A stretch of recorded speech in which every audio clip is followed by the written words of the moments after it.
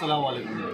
सर्वप्रथम आज 1500 वर्ष पूर्ण होत आहेत हजरत मोहम्मद पैगंबर जयंतीनिमित्त आणि दरवर्षीप्रमाणे जवळपास 45 ते 50 वर्षापासून रामानंदनगरमध्ये सर्व समाज सलोख्यानं एकोप्यानं आणि गुण्यागोविंदानं शांततेनं हजरत मोहम्मद पैगंबर जयंती साजरी करत आला आहे। यामध्ये हिंदू असो मुस्लिम असो कोणीही असो सर्व धर्मीय लोक आमच्यासाठी पैगंबर जयंतीसाठी सढळ हाताने मुक्त हाताने मदत करत असतात, अन्नदान छत्रदान करत असतात आणि यामध्ये सर्व समाज बांधव मजबूतीनं आणि एक दिलानं इथं हजर राहत असतात।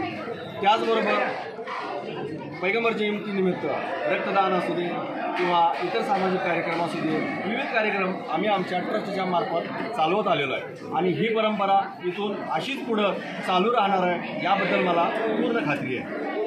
त्याचबरोबर आज इथं जे माझे भाविक आणि नागरिक